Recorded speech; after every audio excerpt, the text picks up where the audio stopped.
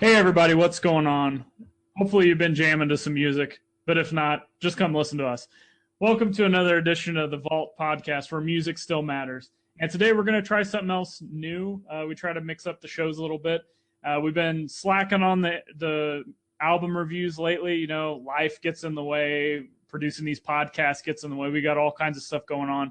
But today we're going to try to do a live album review. So, Brent, how's it going today?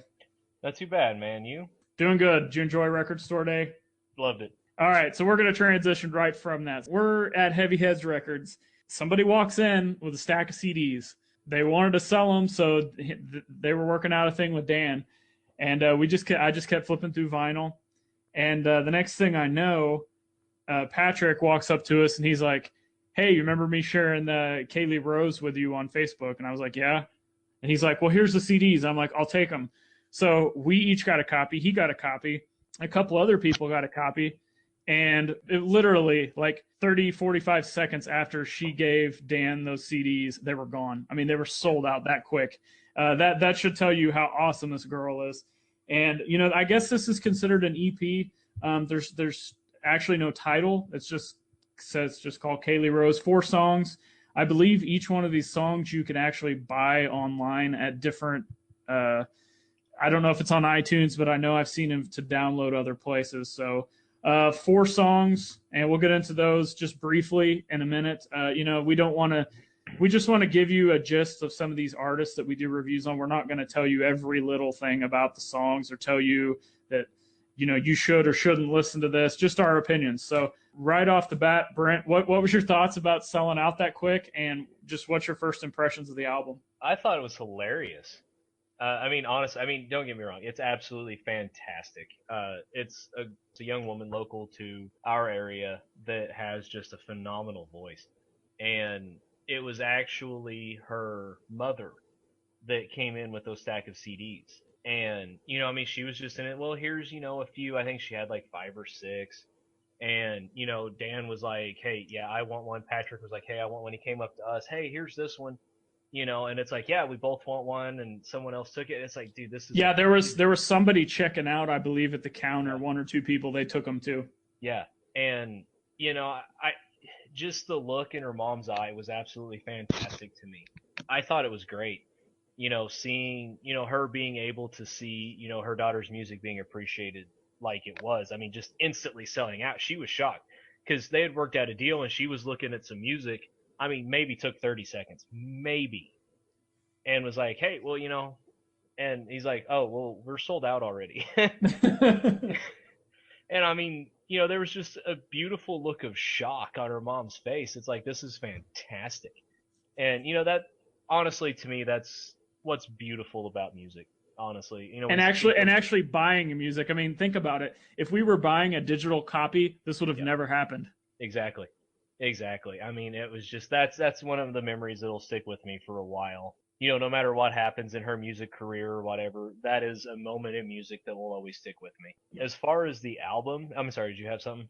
You know, there's been a lot of kind of oddball things happen to me in record stores where you find mispriced albums that are total gems, or you find the one you've been looking for forever. But that's just, like you said, the look on her face and how quick those albums went. It was amazing. I was just gonna say about the album itself. We had, I believe it Patrick that shared it with us on Facebook first. Yes. And then I know you sent me a message just like, "Hey, did you check out the link on there?" I was like, "No," and I went and checked it out, and I was absolutely blown away.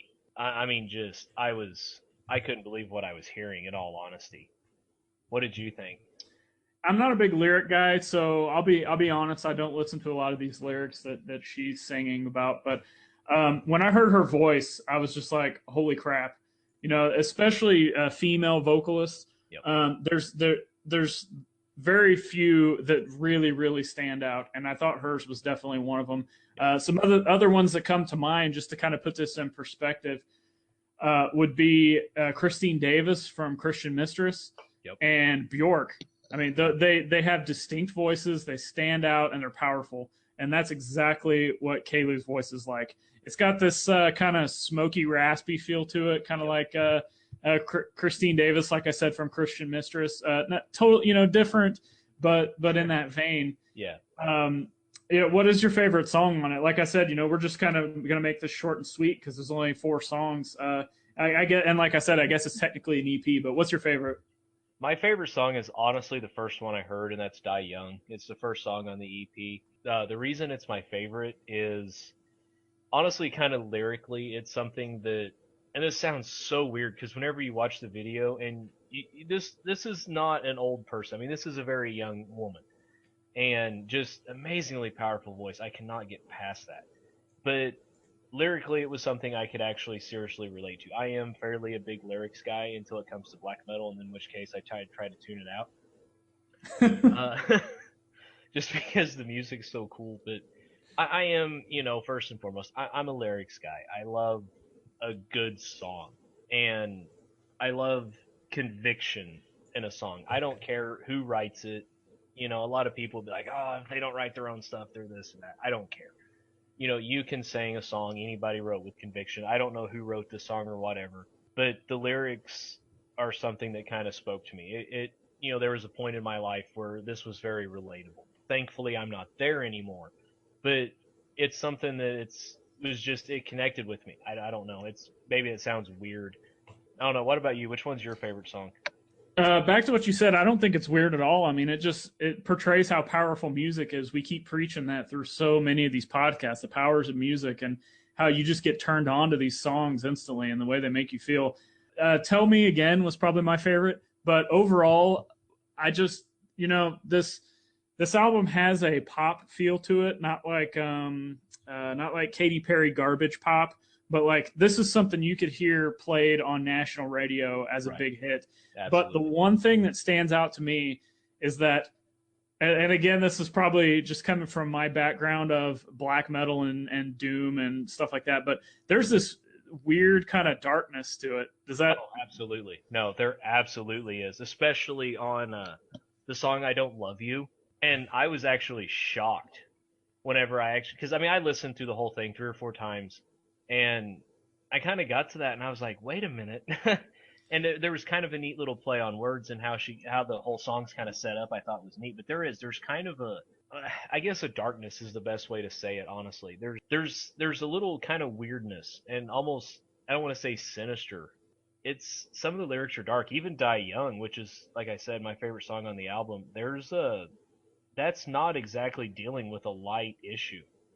Yeah, it kind of talking about kind of the dark elements of it. I guess it kind of reminds me of stuff like I don't know that you're a big fan, so you might not be able to relate. But for those that are listening, maybe like Joy Division or kind of like The Cure or The Smiths. It's kind of pop music and it's not downer music, but there's this tone to it that's just Yeah. kind of dark. And I'm just really gravitated to that. And I think that's what kind of reminded me of Bjork because Bjork has such a distinct vocal tone and style, and her music sound is totally different, and that's what this album, the music is totally different. So that's all I got. Anything else you want to add on it? Just if obviously this very glowing review from both of us isn't enough to check it out. This is, I guess, this is like the first music she's actually released, isn't it? Yeah, and what I looked, like I said, I looked up. It looks like there's a digital release for each one of these songs, maybe, but I don't think it's available as a full, like as an EP, like what we bought. So, Okay. if you're interested in checking this out, you probably need to hit up Dan Evans from Heavy Heads Records and see if he can get in touch with somebody with her to get some more of these albums because you both heard us say that they sold out lightning fast, and I don't know how often these are produced or how often they get them in the store or anything like that.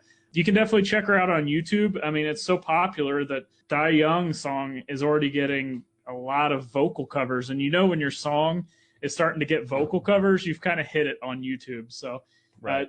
check all their stuff out on YouTube if you can't get the album, but it's definitely, I think it's perfect kind of entry level because the songs they do have a little bit of the same feel, but with only 4 songs you don't get tired of them. Right. And I was gonna say yeah, that's actually my only complaint with the album. Is number one, I wish there was more. I'm not gonna lie, I really truly do. And number two, musically speaking, not with her voice, but just the music itself. There's some of it's very very similar, And honestly, if there kind of wasn't a pause on the album, I don't know that I would have picked up that a couple of them had ended.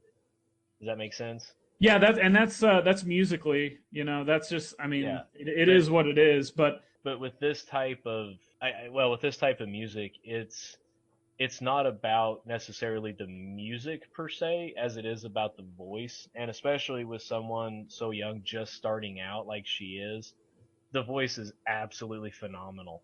And like you said, with like Bjork and even the gal off the Cranberries, as far, I mean, totally different oh artist, yeah, I didn't even think about her. Yeah. but just as far as just unique, almost like it was almost like a gut punch, like someone slapped me across the face because you see this gal, and then you get this tone that's just unreal.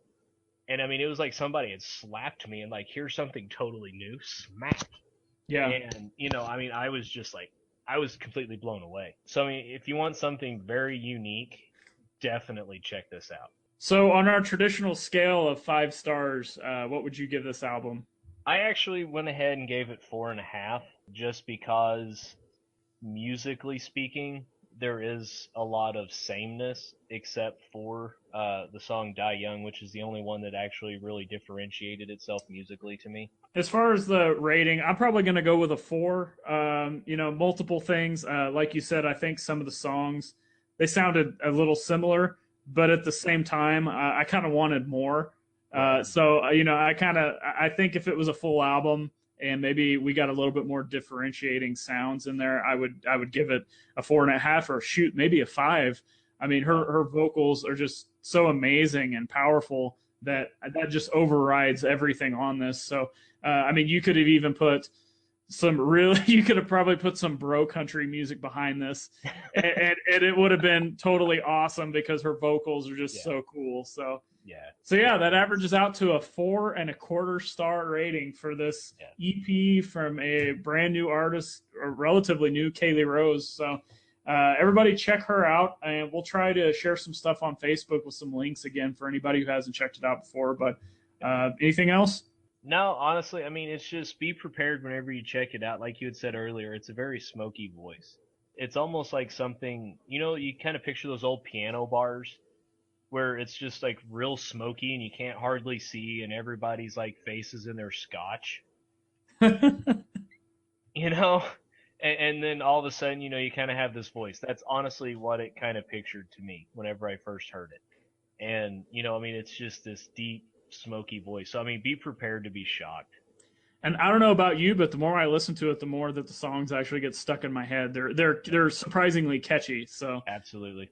yeah, so I'm definitely looking forward to more of her releases. So again, Kayleigh Rose, just Google her because this album doesn't have a name that I know of. If you want a physical copy, contact Heavy Heads Records on Facebook and get a hold of Dan. He might be able to get you one, or put you in contact with somebody that can get you one. So thanks again for checking us out, and hopefully you'll check this album out. See ya.